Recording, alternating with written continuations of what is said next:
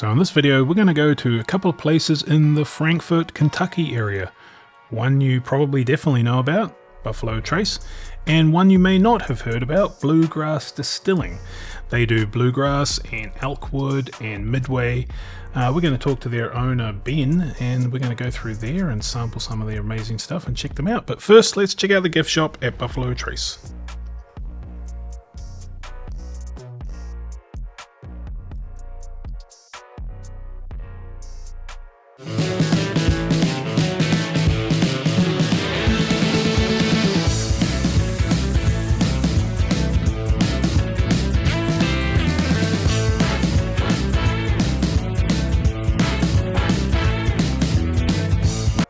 We're going to start off here at Buffalo Trace. I'm sure you've seen some of my videos before or seen other people's videos of this campus.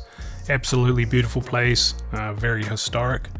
Right here we're looking at Warehouse C, which was one of the older brick houses on the property, and this is where all the E.H. Taylor supposedly comes from. That may or may not be true anymore, but a lot of it did and a lot of it still does. But man, it's just so old. You see all that black moss? That moss is like an extremophile that eats ethanol fumes. So it is everywhere. It's all over the trees. It's all over the buildings. Not bad for you or anything like that. They've done a lot of tests, but yeah, it just makes everything look cool and black. So as you come through the entry, you get a wristband that allows you to buy whatever they're doing special for the day, and then you walk past here, Warehouse C, and head over to the gift shop.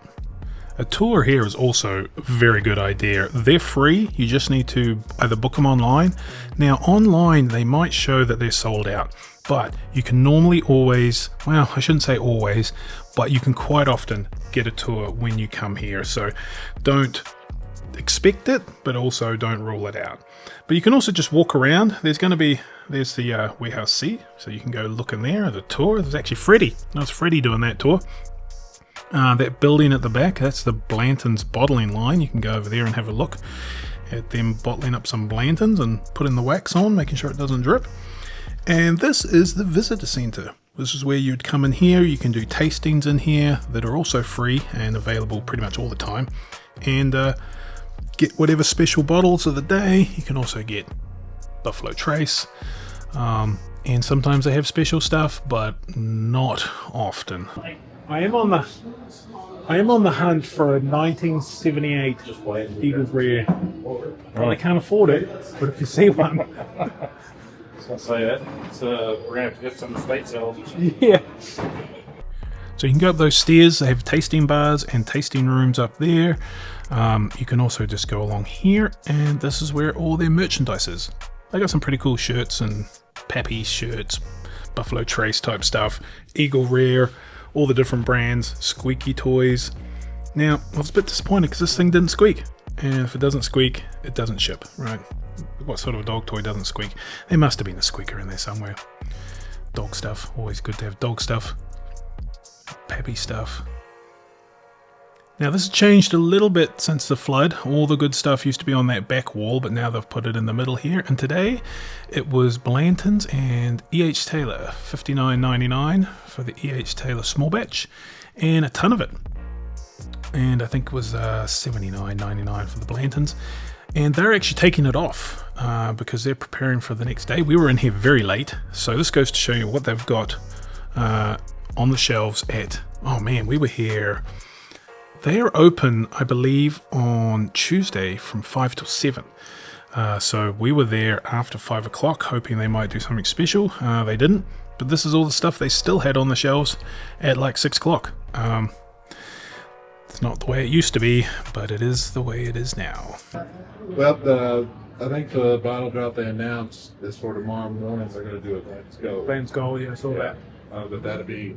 We'll put that out this evening before after we close. Not like maybe now, or just a couple. Now they just started doing that this past week. Started announcing ahead of time what the bottle drops are going to be, just to see if that brings in some more folks earlier. But that'll be just while supply lasts. Yeah, but I bet you it's pretty rare that you put these bottles back onto a cart. Normally they're gone, right? In this particular case, where I'm just moving from here to the table over there because we're gonna Make it a bit. keep the Taylor on the table, and then I'm sure put the Blanton's Gold on the shelf. Okay. Well, if the Blanton's Gold comes out early, you just let us know. It did not come out early, but I just thought it was funny that, you had a guy at the end of the day putting E.H. Taylor small batches and Blanton's back, or moving them around. They just used to be gone, everything used to be gone by like 11 o'clock. So I think with the supply increasing, the demand slightly dropping, looks like you're seeing this stuff in stores and more places. So, hey, might be good. So let's go back upstairs and check out their vault. Pretty damn impressive. So a bit dark in here, but they have some, this is where all the legendary stuff is. And I was told that sometimes you can get an idea of what might be coming up by what's down here. Like if they're dropping a Blanton's Gold, sometimes you'll see Blanton's Gold here the day before. Nothing really that I would think they would drop. But anyway, great place to come and check out. So if you're in the area, definitely check out Buffalo Trace. It's mandatory. But here's one that is a bit of a hidden gem. This is Bluegrass Distillers. Now this is about 18 minutes back towards Lexington, and this place is gorgeous. Now they haven't been here for too long. They used to be in another location, but they have upgraded immensely. So this is a farm. They grow corn that they actually use, so it's sort of farm to table. You may know these guys as Elkwood. So they got pretty popular recently with a whole bunch of Elkwood buff turkey. And I tell you what, the buff turkey that they sold under their Elkwood label was the cheapest. Not the worst or anything like that, but their value was like $100 cheaper really than anybody else's. So I was sort of expecting this place to be somewhat like maybe a River Roots, because all I really knew about them was their Elkwood Reserve. I figured they were buying barrels, sourcing them. I was shocked at what I found here. The property is gorgeous. They have a historic house that we're coming up to here. A big, cool bar area for tastings and just drinking. They're still, man, you got to check it out. It is humongous. Their production capacity is going to be absolutely crazy once it's up and running. So yeah, man, let's check it out. And this is totally worth coming and checking out. If you are in the area, you go in Buffalo Trace, come on out to Bluegrass and check this place out.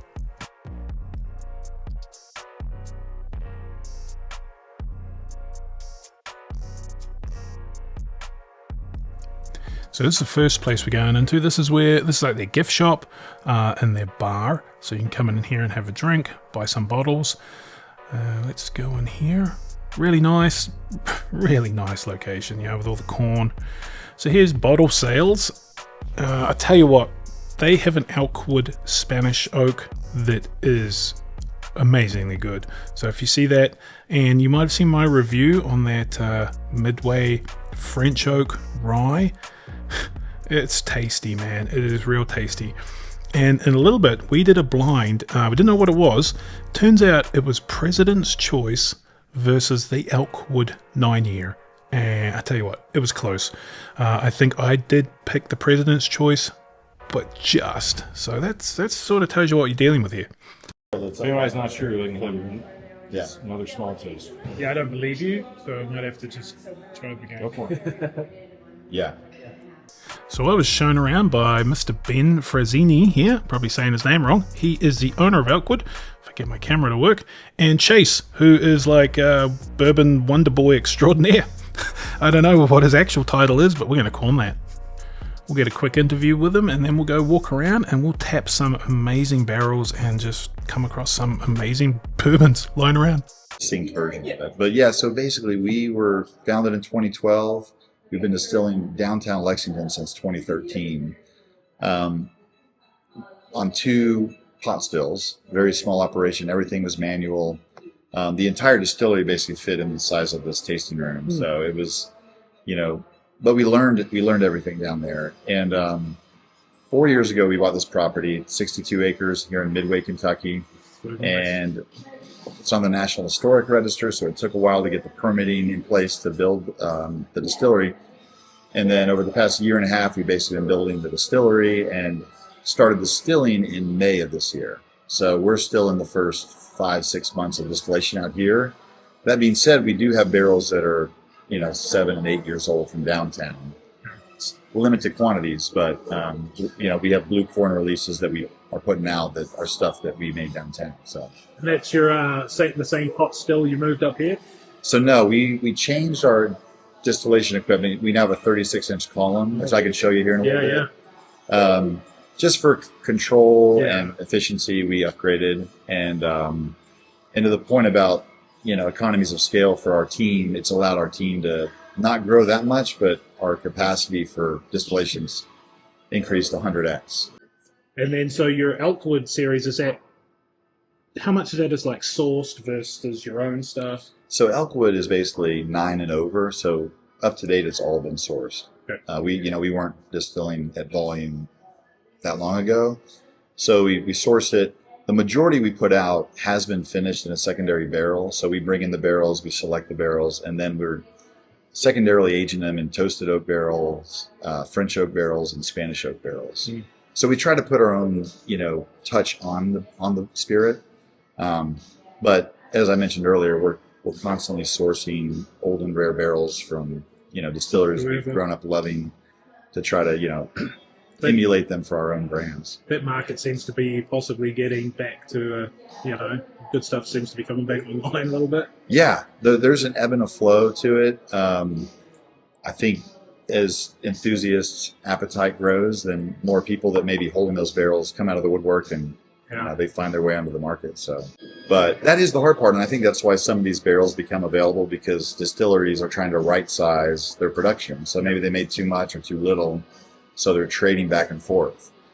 And I think historically it happened more than we know about. It's just they didn't have to report it, so they would just trade. There probably wasn't so many bourbon geeks like keeping an eye on what's going on and all that stuff. Exactly. So that's going to be Elkwood, and then your other is yours, the Bluegrass Distillers line is, we have, and we do some finishing on that line. We could try some here in a little bit. Toasted Oak's one of our most popular products, which is about a 6-year bourbon that we finish in a toasted oak barrel. So I've tried your Spanish oak Elkwood. It's freaking fantastic. Thank you. Yeah, that's my of the 3 different finishes we do on the Elkwoods, I like the Spanish. The 18 year. Yeah, the 18 year. They just picked an 18 year. That was pretty good. Very expensive, but I suppose an 18 year is going to be, right? Yeah.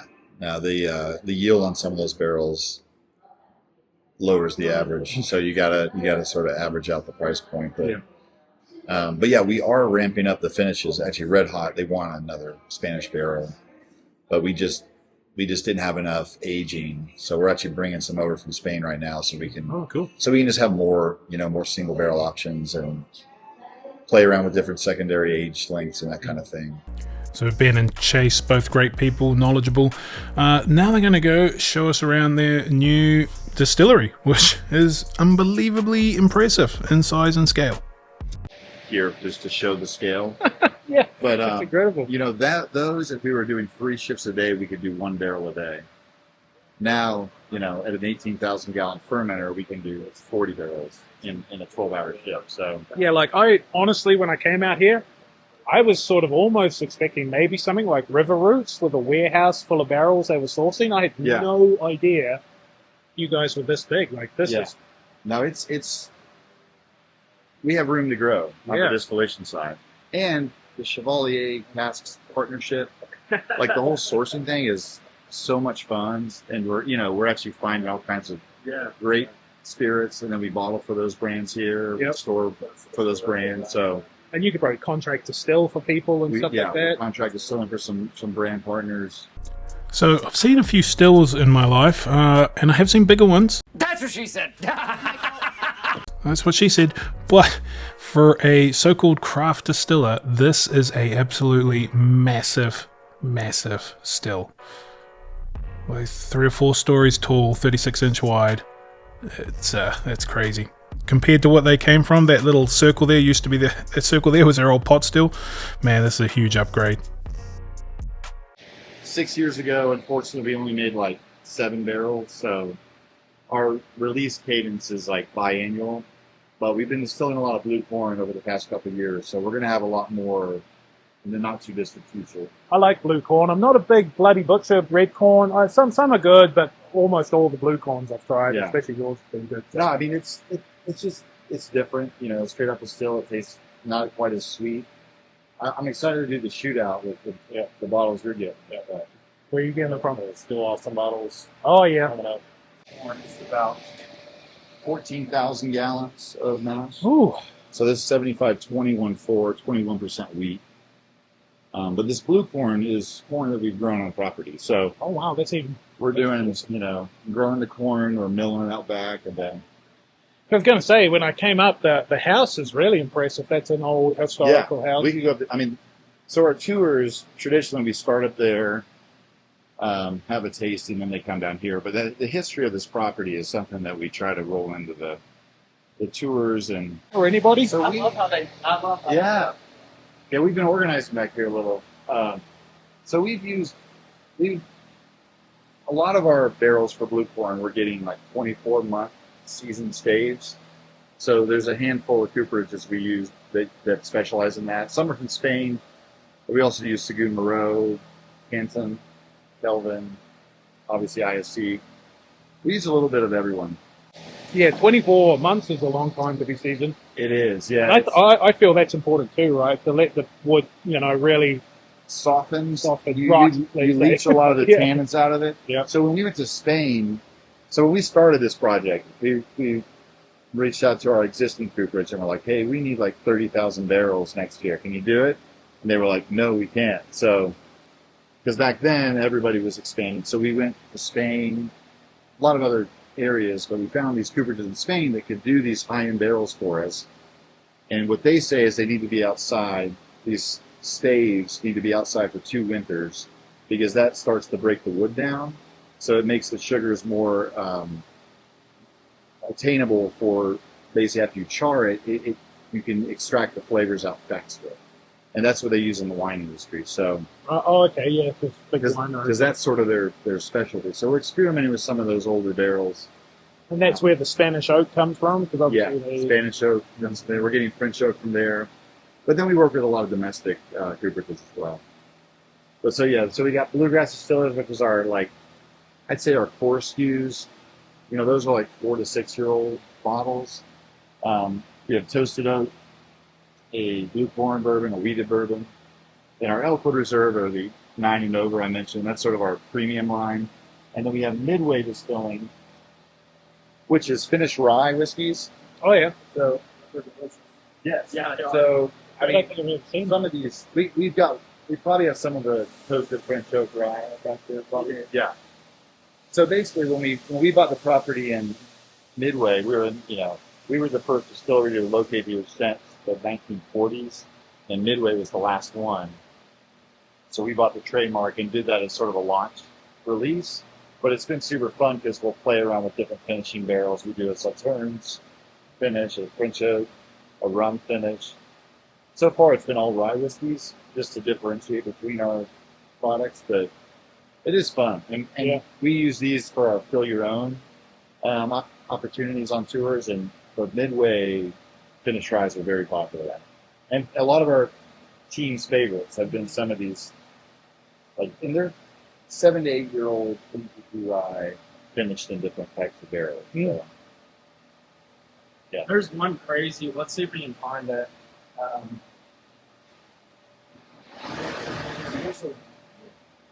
For example, so this one is one of the rye barrels. It's been finishing in this Sauternes barrel since November of 2022. So that's quite a long That's a finish while. time. Yeah. So I tried that one a couple weeks ago when I had a store owner from Nebraska out here.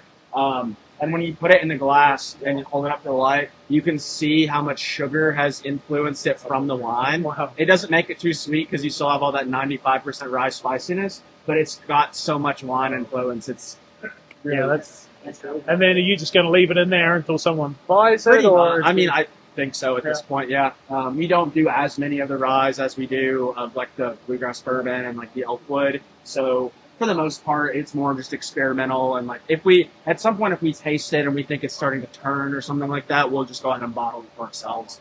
But that's an option for like barrel pick. Yeah, exactly. Yep. Yeah, most of the midway ryes have a pretty long finish time on them. So that one that started in November of 2022. The French oak rye that was started October of last year, so it's coming up on a year. This one was also started in 2022, another wine finish. Same for that one. So all three of those wine finishes, they were probably lost in a corner of the warehouse and forgotten about. Yeah. Sometimes happy little accidents, right? And then they were all a certain age MGP. Yeah, for the most part, we do our ones now that we're doing as single barrels are typically going to be about 7 to 8 years old. It's still got the brand from the winery. Yeah, so like that one's going on an 8-year right now. That one as well. So yeah, they're all in like that 7 or 8 year range, and proof on them is ranging like between like 115 to 120 roughly. It's a nice range for a finished bourbon rye. We've got some of the Elkwood finish going here. So these were started this year. A couple of the 3 of the French going that were just done within the last like month. And the Spanish would have been started in May of this year. So we'll expect those to be ready later this fall, like into early next year. The barrels we keep down here are primarily the ones I'm using for the barrel program. So all of the 18-year barrels are the ones with the Elkwood Reserve barrel head on them here in the middle. So those are all 18-year. And then we kind of put the Bluegrass and the Midway on the 2 sides. That's cool. You see, these are gnarly old barrels, though. Yeah. That's why we went to Knob Creek. There were 2 barrels just gnarly like that. Yeah. Like, it'll be A or B. I fucking guarantee it. I totally was. So Chase is kind enough to let us try some of this 18-year-old Elkwood. Now this is the same stuff that is in the Calumet 18. Basically stems from Barton, but a lot of people have got it, and it is freaking delicious. So this barrel here is, I've tried all these 18 years several times. This is my favorite one of the ones that are left. Oh, nice.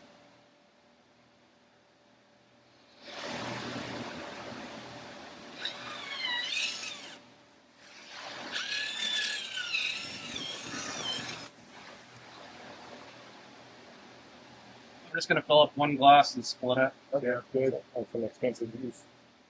Yeah. You need Spire? You got one?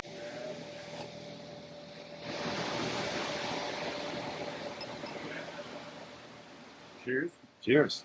Cheers. America's awesome. Yeah. Yeah. And that, Okay. I forget the exact proof point on there, but it's going to be somewhere between 123 and 128. That's the range of the barrels that we have left. Okay. So somewhere. Ooh. Oh. Does smell like that? You got our distillery exclusive with this. That Yeah. one you came for, yeah. God damn it. You get any?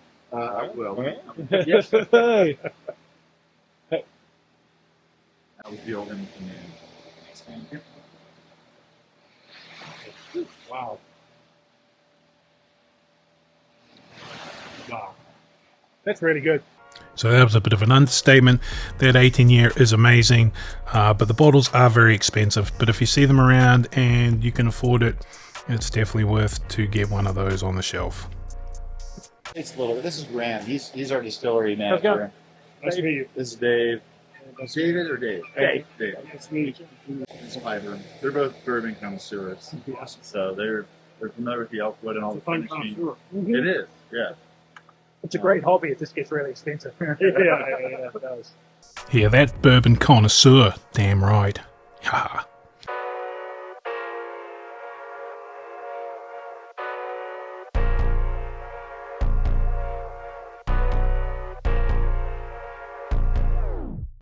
And it's not just the still and the production side of things, all the way down to the bottling. This is a very nice bottling line. This thing could pump out some bottles. Like a lot of craft distillers, man, they're just putting labels on by hand, bottling by hand, and it's a fully automated bottle and labeling line. So they do it for other small craft distillers. So they do a lot of stuff for them. They plan to distill and produce and bottle and label. So that's pretty cool. One-stop shop.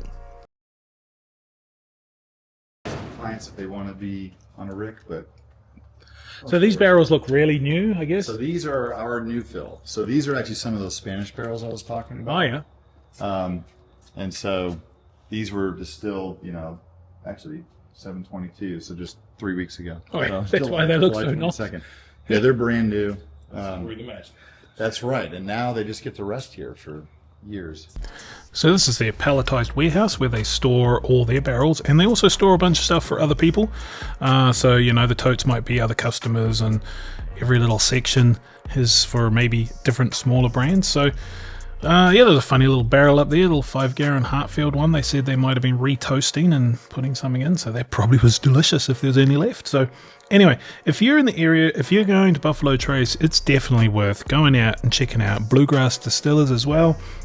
The whole Frankfort area is also another place on the Bourbon Trail that gets often missed. But yeah, thanks for watching, and go check out these places. We'll see you next time.